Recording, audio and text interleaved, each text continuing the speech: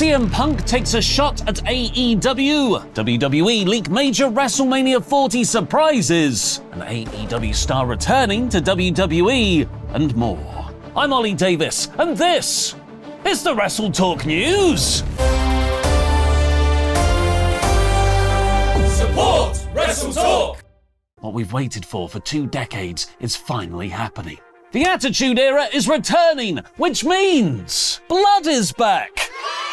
Swearing is back, and overly insider references to the detriment of your favourite company's wrestling competitor is also back.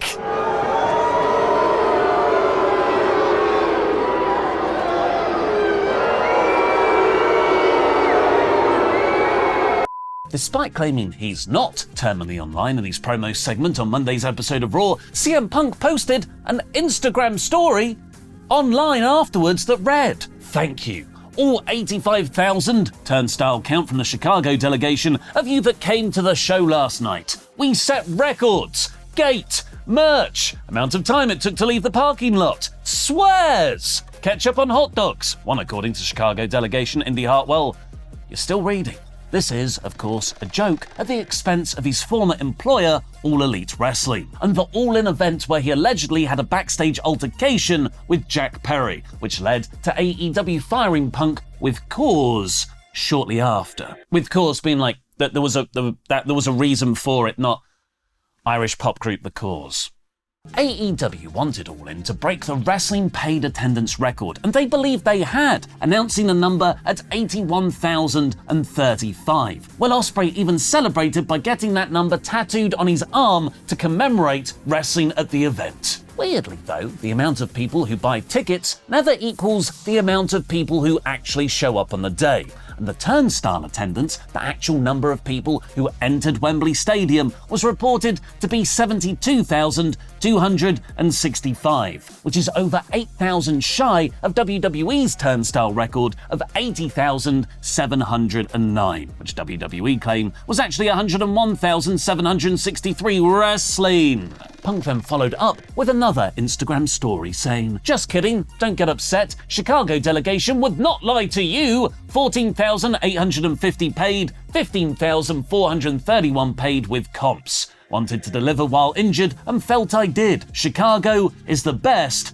Love you all." It's a remarkable attendance figure for an episode of TV and continues a run of incredibly strong attendance for Raw and SmackDown, which might be caused by WWE making some of its best programming ever. WrestleNomics have reported, God, this is a numbers-heavy episode. WrestleNomics have reported the episode drew an overall average of 1.73 million viewers, an increase of about 40,000 from the previous week. It pulled in a 0.57 rating in the 18 to 49 demographic, which puts it as second for the entire night on TV, behind an NCAA women's basketball game. Punk's promo segment with Seth Rollins and Drew McIntyre was the most watched section, averaging an impressive 2.2 million and a 0.71 rating. But we all know WWE isn't in this for the TV ratings and the mega money. They're in it for the positive fan reviews. The March 25th episode of Monday Night Raw has a whopping 9.42 score on the Wrestling Record and Ratings database Cage Match, which puts it as the joint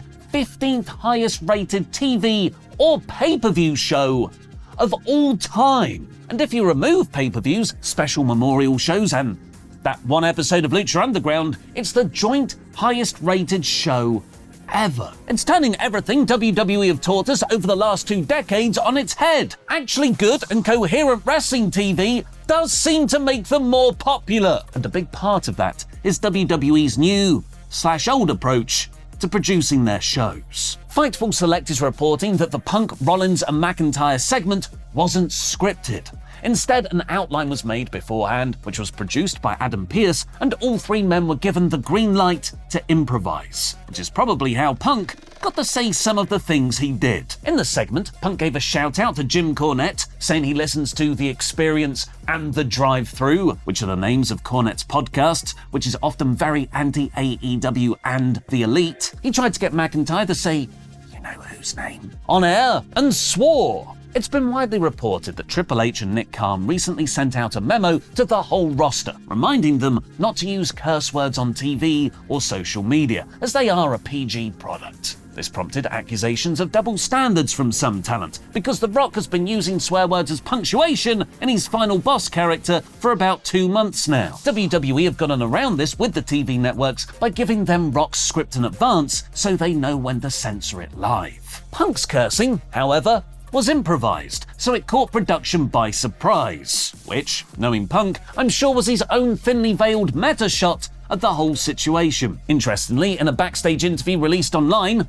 where Punk lives, he continued to tease a further feud with the Great One. I'm glad Rock's back. It's good to see that he knows his role and he's kept his mouth shut. Anything goes here in this new era of WWE. Me being back, I'm gonna cross paths with everybody sooner or later. Because CM Punk isn't just one of the greatest promo guys of all time, he cut the best promo of all time. Yes, I'm going there! Just over a month ago, we released a very controversial episode of our Tables, Lists and Chairs show where I, rightfully, had CM Punk's pipe bomb at the top of my best promos of all time list. And Luke had the Scott Steiner Maths promo. Are you serious? Of course. I genuinely said to Luke after we recorded that, I think you're going to get crucified in the comments. It's a genuinely bad take. It's not going to go down well. And what do I get instead?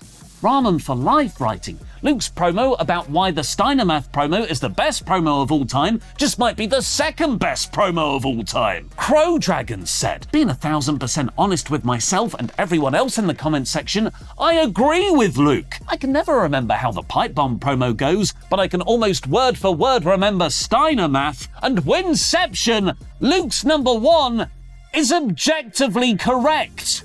Ever since, people keep commenting on our videos, Steiner Math, greater than Punk. Maths, greater than Pipe Bomb. And I know you're trolling. You've got to be trolling. So yesterday, I whispered something into Luke's ear. I said, I'm gonna make you bleed. Metaphorically, when I objectively prove the pipe bomb is better than math. It's not my most threatening line, I agree. At the top of this video description is a link to a poll on our Patreon page. It's publicly available so anyone can vote on it. Open it in a separate browser right now so you're still watching this video. Now, I need you all to do the right thing and decide once and for all which is the best promo of all time. CM Punk's pipe bomb or Scott Steiner Math? And seeing that you've now opened up the poll on that Patreon page, why not check out all the great exclusive video content we've got up there? Like the brand new latest episode of Luke and I reviewing WWE in 2014, and the breakup of The Shield. Here's a clip. There's only one thing that we need to talk about here, and that's Blue Teaster. Blue Teaster. Yeah. That is Dave. Got to get into this. Dave blew himself. It's the funniest because Triple H and Randy will come out in their cool black trunks. Ooh, it's so cool. And there's a baby Blue Batista with his hair all grown out and his beard, and he's got this long arm pads on, and he just... Raw was not good back in 2014. Trust me, I've been watching them. So let's go back to 2024. The joint greatest wrestling TV show of all time, apart from that one Lucha Underground episode on Cage Match, was main evented by a fantastic angle of The Rock brutally beating down Cody Rhodes. All to build The Rock versus Cody main event at WrestleMania. Oh yeah. I keep forgetting that's not the match. Oh well.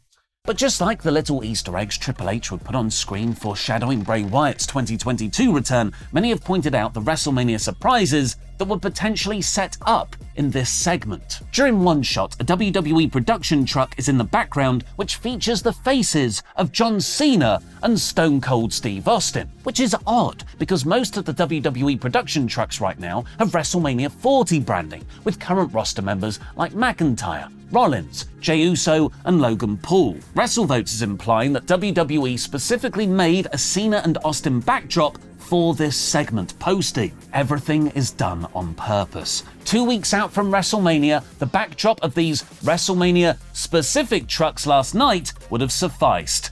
I'll leave it at that. This follows a Wrestling Observer report that WWE have been talking to Cena and Austin about making appearances at WrestleMania 40, with both guys being very famous Mania opponents for The Rock. But it wasn't just Austin and Cena who featured on that truck. If you go back and watch it, Trish Stratus is briefly shown there too. If WrestleVotes' implication is to be taken seriously, that means everyone on that billboard could be appearing at Mania. There haven't yet been any reports that Trish is set to be involved, although she has her own on-screen history with The Rock, and it involves smoochy smooch smooch. Perhaps more looking ahead to Ram, that's the Raw after Mania. Luke's trying to make that happen. WWE might soon have an ex-AEW star to debut. Mike Santana, formerly of the Proud and Powerful tag team with Ortiz and the original Inner Circle lineup, left AEW earlier this month. And he's now told Chris Van Vliet that he has had some discussions with WWE. But it's not just him who could be jumping ship. Santana has implied a currently contracted AEW star who used to be with WWE is also waiting